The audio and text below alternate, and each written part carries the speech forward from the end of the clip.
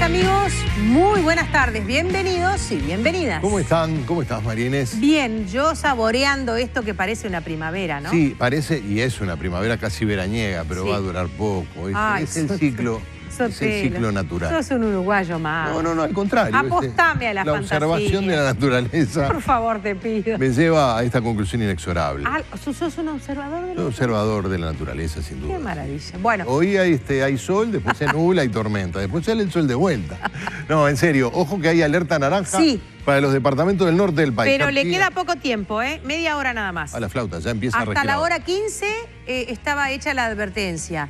Vamos a ver si después de las 15 se renueva esa advertencia meteorológica o no. Sí, exacto, porque, bueno, lluvias, tormentas, posibilidades de granizo y vientos de hasta 120 kilómetros por hora. Esto es lo que pronosticaba el Instituto Uruguayo de Meteorología. Ahí tenemos el mapa. Muchas gracias a las compañeras de producción. Artigas, Salto, Paysandú, Río Negro, Tacuarembó y Rivera. Ahí tocaron en Rivera, ¿ves? Tormentas y está especificado.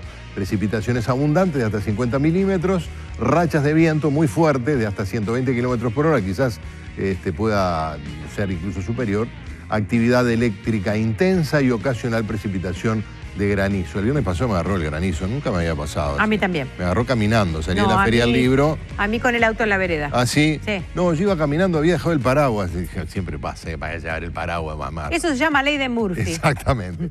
Y yo sentí como que me estaban tirando piedra, literalmente. Yo, ¿qué hice esta vez? Me estoy acordando de aquel viejo líder político, Almita dos Santos, ¿no? Almita, sí, de Artigas. Eran bombas. No tienen bombas. Tienen bombas, no, estas eran piedras. No, y tengan cuidado, la verdad, sobre todo por el viento, ¿no? Por cierto, tomen las precauciones, pero hasta la hora 15 está la advertencia. Estaremos atentos a compartir con ustedes la información si es que esa se renueva. Ahora vamos a otros tópicos. 3 policías de la Guardia Republicana fueron procesados con prisión, uno de ellos como autor del homicidio de Nicolás Cuña. Este joven que ustedes saben estaba en el exterior de esa discoteca o de ese bailable denominado Coyote. El fiscal Gustavo Subía, dijo que es clave el testimonio de testigos voluntarios para aclarar hechos violentos. Le agradecemos al señor fiscal que esté en línea con La Tarde en Casa. Buenas tardes. Buenas tardes, señora. ¿Cómo le va, doctor? A mí me va siempre más o menos. Bueno. Ustedes tienen la oportunidad de disfrutar de todos esos climas hermosos que han venido haciendo referencia. No, doctor, los estamos viendo en pantalla. Estamos encerrados en un estudio de televisión que no tiene ni siquiera ventana. Bueno, pero el doctor está metido entre expedientes, ¿no? Entre expedientes, interrogatorios, en fin. Acá surgen ráfagas de 120 kilómetros por hora adentro de las habitaciones en que trabajamos. Imagino. Claro. Y justamente quería hacerle una consulta, porque estos 3 procesamientos que se configuraron en las últimas horas forman parte de una situación que se genera luego de que un policía, no sé si está dentro de estos 3 o es un cuarto, en un primer momento se habría presentado como la persona que hizo el disparo. ¿Qué pasó ahí? Correcto. Para clarificar un poco todos los tópicos. Sí. En el día de ayer yo pedí 3 procesamientos, que ustedes hicieron referencia, que tuvimos algún elemento menor con el juez de diferencia, pero no es menor, pero no viene al caso a esta altura. Ahora después lo explicamos. Y pedí la detención de otros 3 policías que habrían también participado en los mismos eventos. Así que en total, en principio, en la zona de los conflictos ubicamos, por un lado, 6 policías. Bien. Y por el otro lado, parte de la riña que se produjo, tenemos cifras que van desde 300 hasta más de 500, alguien dijo 800 personas en la calle Colorado, esquina San Martín. Doctor, hay varias puntas. Para empezar, bueno, las responsabilidades frente a un homicidio. Allí hay características que tienen que ver con la reconstrucción, con pericias balísticas y forenses. El policía dice que disparó al piso, le entró la bala en el pecho. ¿Y usted cree que es plausible que esa bala que pica en el pavimento, en el asfalto, pueda entrar de rebote en el pecho? Porque hay un testigo que habló en Radio Sarandí que dice que él lo vio disparar, no a nadie en particular, pero disparar al cuerpo. Varios policías dispararon y aparentemente con la misma modalidad de bala de repique. Por eso cuando yo solicité la responsabilidad por homicidio, solicité esa responsabilidad para un policía a título de dolo eventual. En la graduación de la intensidad de la malignidad, vamos a llamarla así para que se entienda. los abogados complicamos mucho las cosas y hay que tratar de clarificarlas a veces.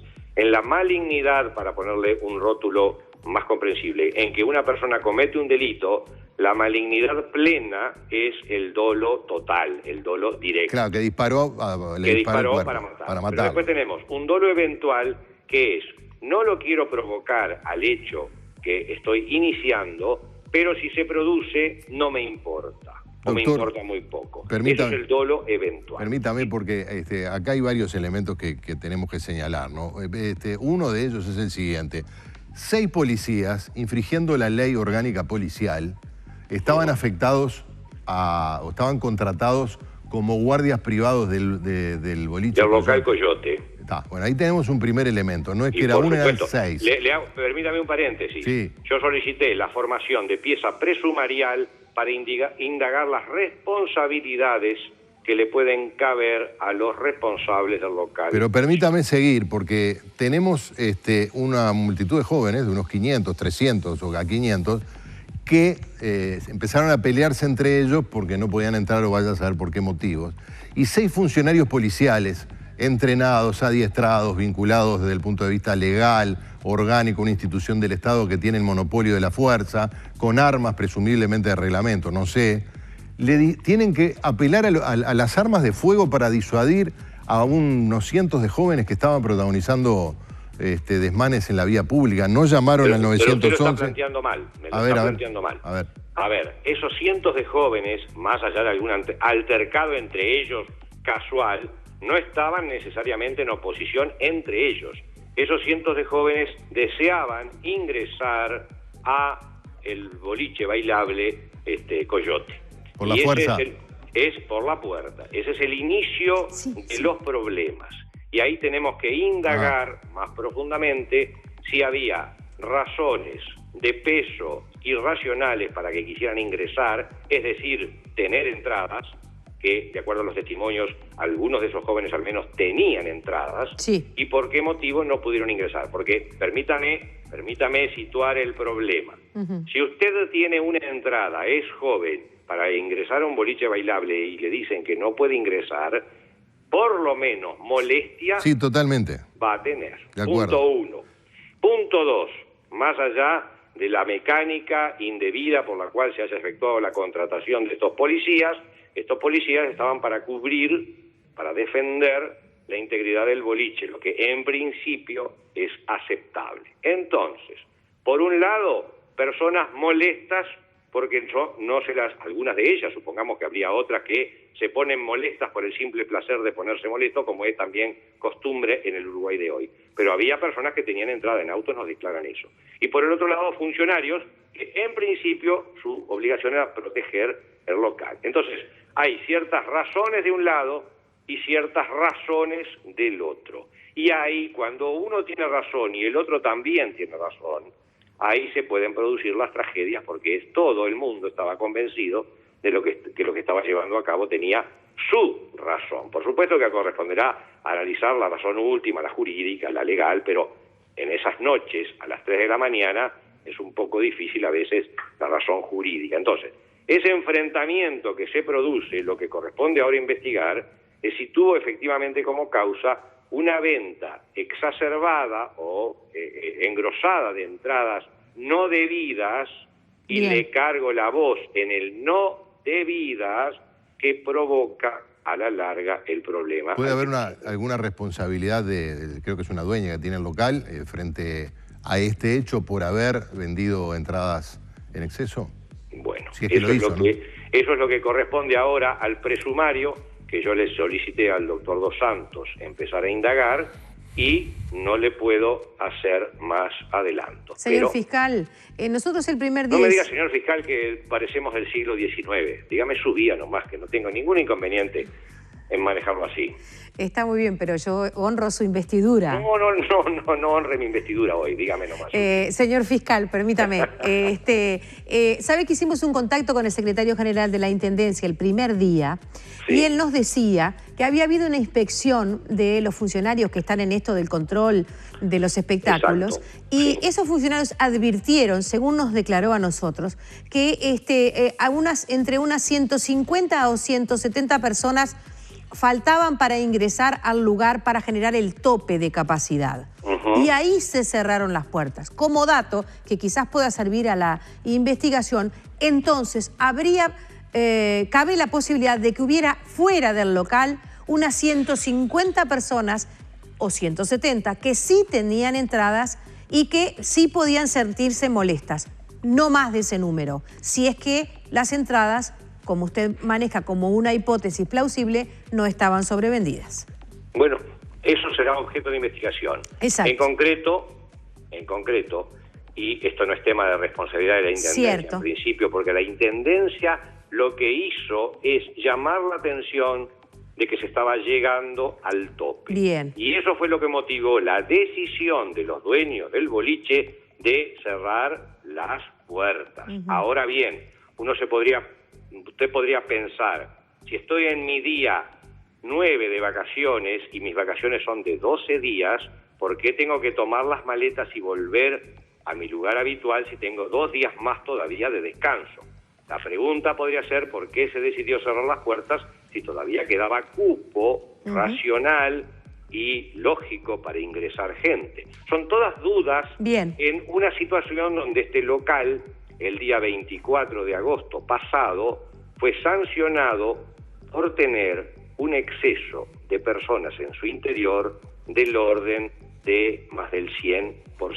Doctor, permítame que vuelva sobre la guardia integrada con funcionarios policiales que tienen impedido hacerlo, porque hay testigos que dicen que era frecuente que estos guardias utilizaran los disparos como elemento intimidatorio, no sé si frente a 300, 200, 120, pero cuando se armaba 800, No me refiero a la noche del... No. Las cifras que uno puede hablar, he tenido informaciones de los vecinos. Lo primero es pobres vecinos, la primera reflexión. No, totalmente, sí, pero... pobres vecinos. Claro, pero pobre el asesinado de la familia. Pobre el asesinado. Y los que se salvaron de que en otra oportunidad no pasara lo mismo, porque al parecer era frecuente que disuadieran a tiros. Pero, Sotelo, hay muchas cosas frecuentes que son terribles o que son preterribles, anuncian lo terrible, y cuando pasa lo terrible, yo estoy cansado de ver bicicletas en lugares inhabilitados, motos que andan sin ningún tipo de respaldo al debido tránsito, cansado de ver formas de violencia en la calle que no son perseguidas penalmente. En las Estamos tribunas. todos cansados de ver cosas que ahora...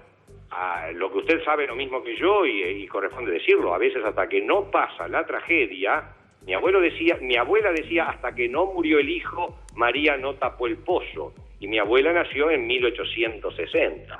Entonces, estamos hablando de cosas que lamentablemente a veces pasan cuando vienen las tragedias, pero en la calle Colorado, de acuerdo a todas las versiones que nosotros recogimos, era muy difícil ser vecino y sobrevivir. Sí, claro. Doctor, usted también ha circulado la información, y creo que viene de usted mismo, de que fue fundamental el testimonio de un taximetrista.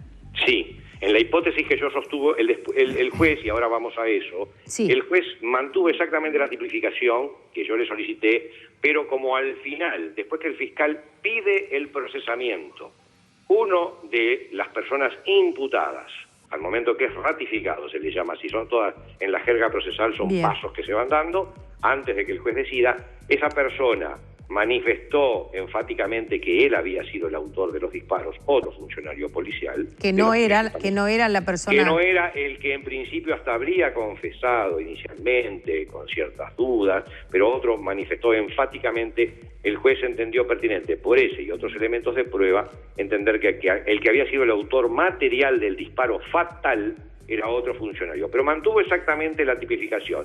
Y le repito que hoy lo conversábamos con el doctor, yo por eso no voy a apelar en este momento, que estamos frente a una provisoriedad muy grande. Estos eventos de la noche son muy complejos de poder indagar a las personas. Si bien el faltar a la verdad es un elemento que todos los indagados tienen derecho a hacer uso de él, algún día hablaremos que no es un derecho, es una opción, pero en fin, tema muy sutil, y mucha gente miente. Ustedes saben que a veces la gente miente, más no sé por qué en el trabajo en que a mí me toca actuar. Es muy difícil esclarecer los hechos, es muy difícil. Estuvimos con el juez el primer día superamos las 15 o 16 horas de trabajo y el segundo día anduvimos por las 10, 12 horas de trabajo. Así que perfectamente, cuando funcionarios policiales disparan, porque han disparado varios, bueno, ¿quién efectivamente impactó? Y bueno, es un elemento entre corridas, noches, piedras, botellas, no es fácil. El doctor entendió que era otro del que yo le había solicitado y me parece atendible, atento a que otra persona confesó a último momento haber sido el autor del O sea que en esto también puede haber cambio. En todo puede haber cambios, son difíciles. Doctor. Estos procedimientos son de los más difíciles que tenemos porque nos enfrentamos a cientos de personas, nos enfrentamos a la noche, Sí. a la noche en el sentido amplio del término, Bien. no en el sentido meramente de horario, ¿no? Bien. Y nos cimentamos, como fue el caso de Ibiza, que también lo tuve yo este año, a todas organizaciones de seguridad, a veces, como en el caso de hoy, que nos ocupa en forma irregular. En principio fue negada la pertenencia de estas personas al boliche Ibiza.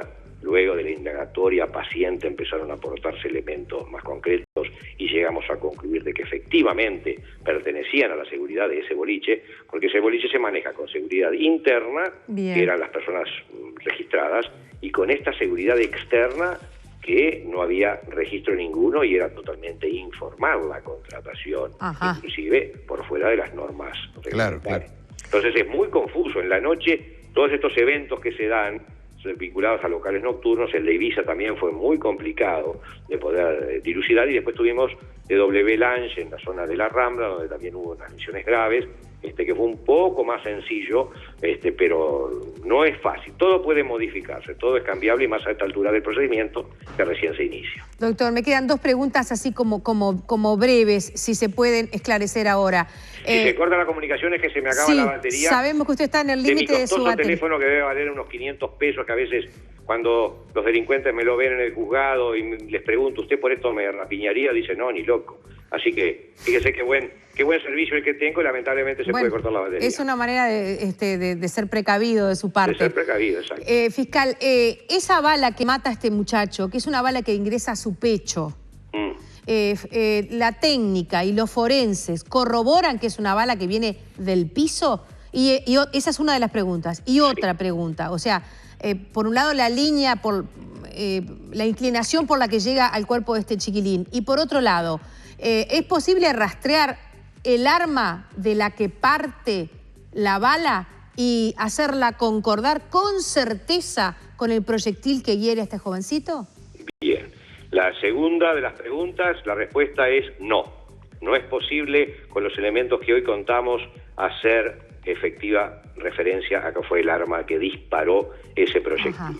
Y la primera de las preguntas, tuvimos diferencias en las opiniones técnicas, es otro tema que se va a ir dilucidando a lo largo del proceso, pero aparentemente, o yo, si tengo que optar entre las pericias que hoy tenemos, le diría de que sí, que la bala rebota en el piso, está deformada, arrastra incluso restos de una pintura, que habría que oportunamente investigar qué zona de los accesos al boliche pueden tener ese color de pintura, y la indicación primaria es que fue efecto del rebote, y por eso lo que le decía al principio, mi imputación fue a título de dolo eventual y no de dolo directo. Bien. Es decir, no es la malignidad plena, sino una malignidad limitada, o no tan limitada, pero una previsión de que no quería, pero que si pasaba era lo mismo, y bueno. Y así si yo le digo legítima defensa, ¿usted qué me dice? No, le digo que no, porque la legítima defensa implica,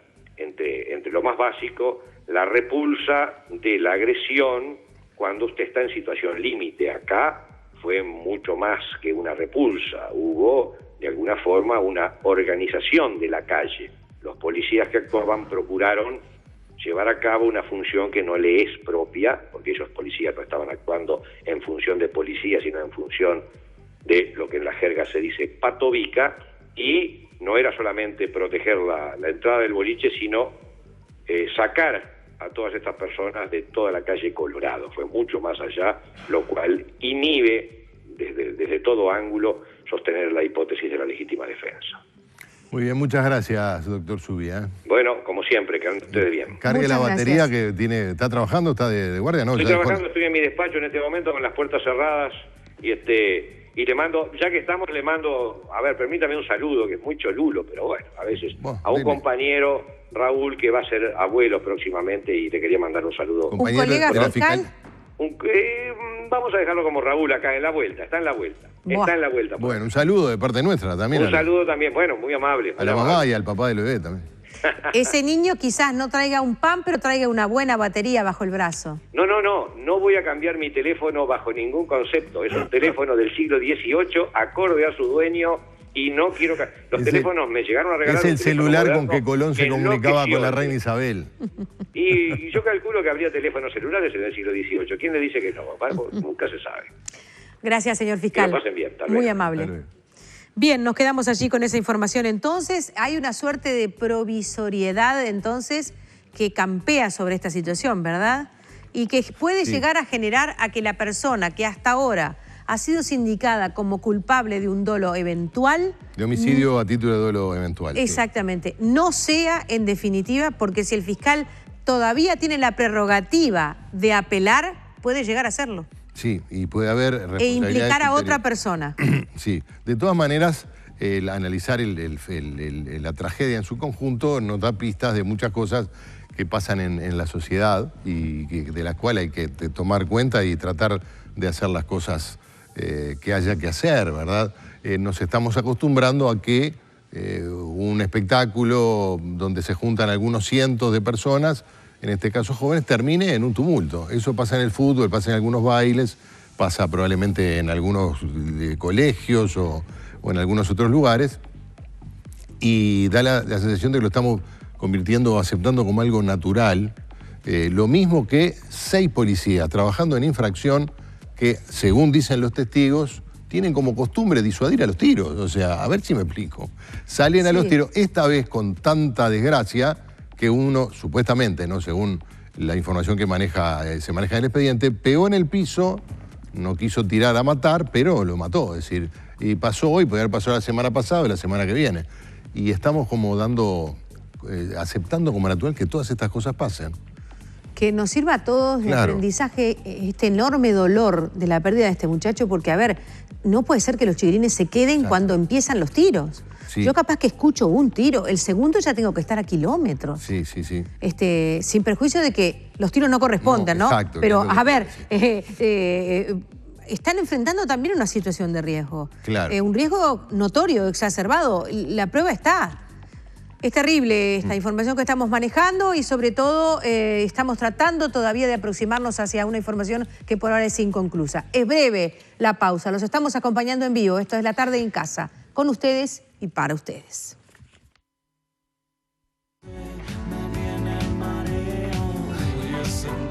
¡Ah! ¿Ese es mi cepillo de dientes? Sí.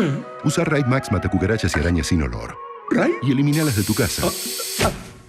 Raid los mata bien muertos. Protege a tu familia.